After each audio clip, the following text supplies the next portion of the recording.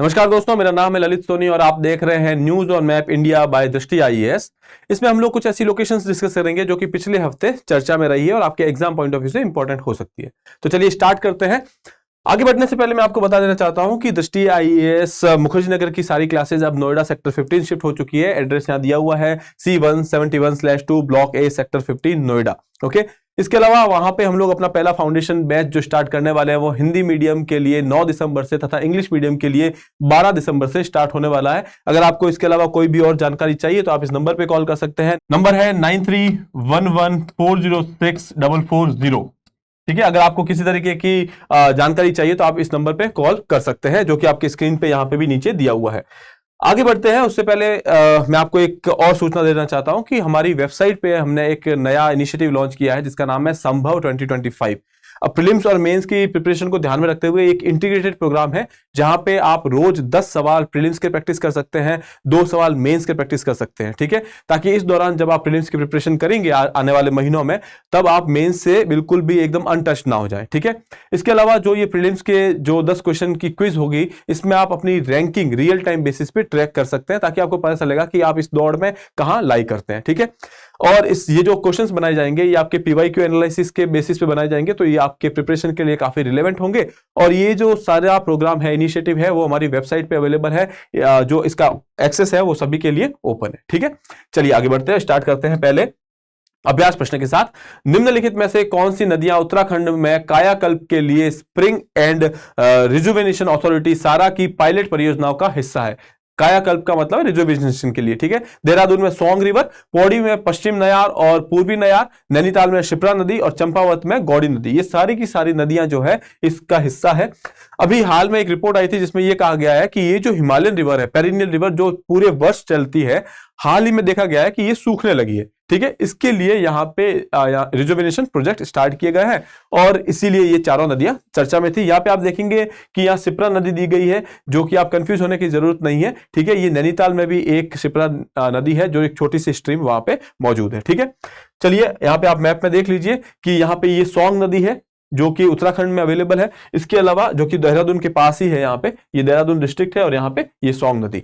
दूसरा है कि जो हम लोग ईस्टर्न और वेस्टर्न नयार नदी के बारे में बात करेंगे, तो ये देखिए, ये वेस्टर्न नयार है और ये आपकी ईस्टर्न नयार है, जो कि पौड़ी गढ़वाल में मौजूद है। ठीक है, आगे बढ़ते हैं, पहले सवाल के साथ स्टार्ट करते हैं।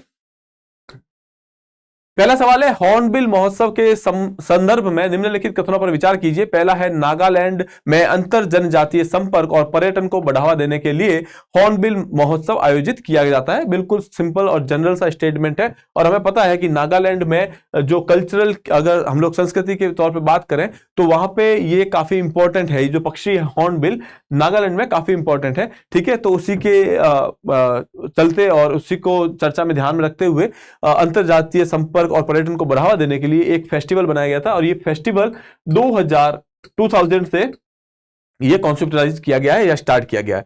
यह हॉर्नबिल पक्षी की भव्यता के उपलक्ष्य में नवंबर के पहले सप्ताह में मनाया जाता है। ये बात थोड़ी सी गलत है, क्योंकि ये बात तो सही है कि ये हॉर्नबिल पक्षी के लिए ही मनाया जाता है, लेकिन ये दिसंबर में मनाया जाता है, दिसंबर के पहले सप्ताह में मनाया जाता है। ठीक है, तो ये वाला स्टेटमेंट आपका गलत हो गया। फिर तीसरा है, हॉर्नबिल पक्षी जिसके नाम पर इस त्योहार का नाम रखा गया है, नागा आदिवासी नृत्यों, गीतों और लोक कथाओं में बहुत महत्वपूर्ण सांस्कृतिक महत्व रखता है, जो कि मैं आपको बता चुका हूं। ये बात बिल्कुल सही है।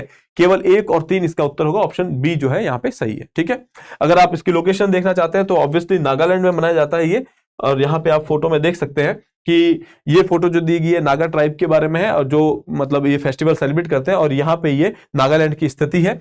ठीक है, जो कि अपने भारत के उत्तर पूर्व राज्यों में पड़ता है। ठीक है, अगला सवाल देखते हैं। उससे पहले आप यहाँ पे देख सकते हैं कि वर्ष 2000 में ये जो नया फेस्टिवल है वो इजाद किया गया था। यहाँ पे देखिए कि वर्ष 2000 में संकल्पित हॉर्नबिल महोत्सव 10 दिवसीय वार्षिक पर्यटन प्रचार कार्यक्रम है, जिसे राज्य सरकार द्वारा नागालैंड की समृद्ध और पारंपरिक संस्कृति विरासत को जनजातीय विविधता और भव्यता के साथ प्रदर्शित करने के लिए आयोजित किया जाता है। ठीक है, इसे त्योहारों का त्योहार भी कहा जाता है। ठीक है, तो ये आप ध्यान रख सकते हैं, एक फैक्ट है। अगला सवाल देखते हैं। निम्नलिखित शहरों पर विचार कीजिए। श्रीनगर, जयपुर और मैसूर उपयुक्त में से कितने विश्व शिल्प शहर के रूप में मान्यता दी गई है इन्हें? तो तीनों को दी गई है। ऑप्शन सी जो है आपका सही उत्तर होगा। तीनों, श्रीनगर, चाहे हो या फिर जयपुर हो या मैसूर, ये अपनी फोक जो आर्ट्स होती है उसके लिए इनको मान्यता दी गई है, और मैसूर को अपने वुड क्राफ्ट के लिए। ठीक है, यहां पे आप देख सकते हैं कि श्रीनगर अपने क्राफ्ट और फोक आर्ट के लिए फेमस है, जयपुर भी अपने क्राफ्ट और फोक आर्ट के लिए फेमस है। हाल में अभी ग्वालियर को 2023 के अंदर जो है सिटी ऑफ म्यूजिक के तौर पर मान्यता दी गई थी। ठीक है, यहाँ पे कोरिकोड, इसको भी 2023 में अभी रिसेंटली सिटी ऑफ लिटरेचर के रूप में मान्यता दी गई थी। यहाँ पे कर्नाटका में मैसूर स्थित है, मैसूर अपने वुड क्राफ्ट के वजह से भी फेमस है। ठीक है, इसके अलावा वाराणसी, हैदराबाद, मुंबई और चेन्नई भी इसमें शामिल है। ठीक है, आगे बढ़ते हैं। निम्नलिखित विशेषताओं पर विचार कीजिए। यह हड़प्पा सभ्यता का एकमात्र बंदरगाह है जिसकी खोज 1954 में एस.आर. राव ने की थी। इस स्थान पर राष्ट्रीय समुद्री विरासत परिषद का निर्माण किया जा रहा है। उपरोक्त विशेषताओं में से निम्नलिखित में से कौन सा स्थल सबसे अच्छा वर्णित है? तो यहां पे ये बात कर रहे हैं कि हड़प्पा सभ्यता का एकमात्र बंदरगाह शहर है, पोर्ट सिटी है। ठीक है, दूसरा, यहां पे राष्ट्रीय समुद्री विरासत परिषद का निर्माण किया जाता है।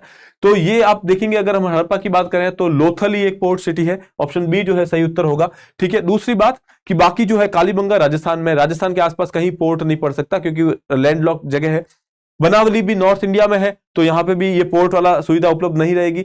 तीसरा है राखीगढ़ी, राखीगढ़ी हरियाणा में है, तो ये भी एक आप ये कह सकते हैं कि लैंडलॉक्ड स्टेट है, तो यहाँ पे पोर्ट नहीं हो सकता। ये लोथल जो है गुजरात में है, गुजरात ही ऐसी जगह है जहां पे आपको पोर्ट मिल सकता है। ठीक है, अभी चर्चा में इसलिए था क्योंकि एक फीमेल स्कॉलर यहाँ पे किसी रिसर्च के लिए गई थी और वो वहां पे किसी साइट के ढह जाने की वजह से उनकी मृत्यु हो गई थी लोथल में, इसलिए ये चर्चा में रहा है। ठीक है, अगला सवाल देखते हैं, उससे पहले आप लोकेशन देख लीजिए।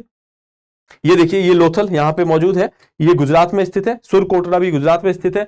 मोहनजोदाड़ो पाकिस्तान में है, कोटदीजी पाकिस्तान में है, यहाँ पे हड़प्पा पाकिस्तान में है। अगर हम बात करें कालीबंगा की, वो राजस्थान में यहाँ मौजूद है। ठीक है, राखीगढ़ी हरियाणा में, राखीगढ़ी हड़प्पन सिविलाइजेशन की सबसे बड़ी साइट है, ये आप ध्यान रखेंगे। ठीक है, और बनावली भी यही इंडिया में, नॉर्थ इंडिया में मौजूद है। ठीक है, अगला सवाल है, अपभ्रंश कला विद्यालय से संबंधित निम्नलिखित कथनों पर विचार कीजिए।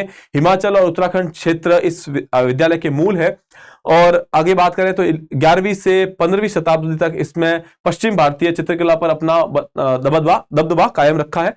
और तीसरा है कि शुरू में बौद्ध विषयों पर ध्यान केंद्रित करते हुए बाद में इसमें शैव विषयों पर शामिल किया गया था। पहली बात करें अगर पहले स्टेटमेंट की, तो ये गलत है क्योंकि ये राजस्थान के मेवाड़ और गुजरात में इसका ओरिजिन हुआ था। ठीक है, तो पहला स्टेटमेंट गलत है।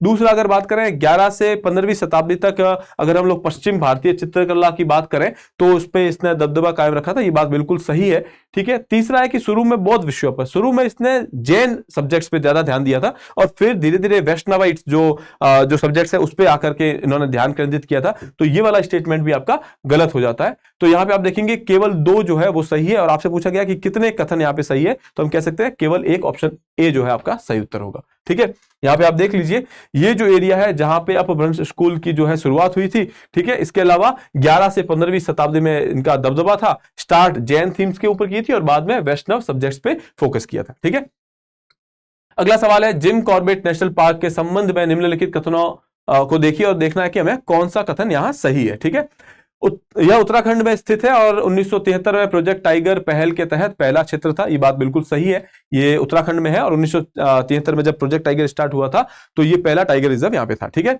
इसे 1936 में बंगाल टाइगर की रक्षा के लिए हेली नेशनल पार्क के रूप में स्थापित किया गया था और इसे भारत के सबसे पुराने राष्ट्रीय उद्यान के रूप में मान्यता प्राप्त है, ये बात भी बिल्कुल सही है। दोनों ही स्टेटमेंट आपके यहाँ सही है, तो ऑप्शन सी जो है वो आपका सही उत्तर होगा। ठीक है, यहाँ पे आप देख लीजिए लोकेशन इसकी वेल नोन है, कहां पे है? उत्तराखंड में। ठीक है, हाल ही में सुप्रीम कोर्ट ने यहाँ पे कुछ इसके बारे में बातचीत की थी कि इसके जो कोर एरिया है उसमें जो बसेस वगैरह चलती है उसको लेकर के कुछ बातचीत सुप्रीम कोर्ट में हुई थी, इसलिए ये न्यूज में रहा है। ठीक है, बाकी बातें हम लोग कर चुके हैं कि जिम कॉर्बेट कहाँ है, नैनीताल उत्तराखंड में है। इसे पहले 1936 में हेली नेशनल पार्क के नाम से स्थापित किया गया था और बाद में जो है अब ये जिम कॉर्बेट है। ठीक है, और ये पहला ऐसा एरिया था जो टाइगर रिजर्व प्रोजेक्ट टाइगर के अंडर में इसको लिया गया था 1973 में। ठीक है, अगला सवाल है, रातापानी टाइगर रिजर्व के बारे में निम्नलिखित कथनों पर विचार कीजिए। पहला है, राजस्थान में रातापानी वन्यजीव अभ्यारण्य को हाल ही में बाघ अभ्यारण्य घोषित कर दिया गया है। ठीक है। दूसरा है कि विंध्य पहाड़ियों की गोद में बसा रातापानी वन्यजीव अभयारण्य एक विश्व धरोहर स्थल है, जो कि एक विश्व धरोहर स्थल भीमबेटका रॉक शेल्टर को शामिल करता है। मतलब ये कह रहा है कि इस एरिया के अंदर, रातापानी के अंदर, भीमबेटका जो एक विश्व धरोहर स्थल है यहाँ पे शामिल है। ये बात बिल्कुल सही है। रही बात रातापानी की, तो पहला स्टेटमेंट अगर आप देखेंगे तो ये कह रहा है राजस्थान में रातापानी। रातापानी जो है मध्य प्रदेश में लोकेटेड है, राजस्थान में नहीं है। लेकिन ये बात सत्य है कि इसे हाल में बाघ अभयारण्य यानी कि टाइगर रिजर्व बना दिया गया है। तो ये बात बिल्कुल सही है। तो स्टेटमेंट 1 जो है आपका आधा गलत है राजस्थान की वजह से, बाकी ये मध्य प्रदेश में है। अगर हम बात करें रातापानी की, तो ये आपका 57 का यानी कि 57th टाइगर रिजर्व होगा। ठीक है, तो ये आप ध्यान में रखिएगा। एक 56 टाइगर रिजर्व रिसेंटली घोषित किया गया है। आप कमेंट बॉक्स में बता सकते हैं कि वो कौन सा है। ठीक है, यहां पे आप देख लीजिए इसकी लोकेशन।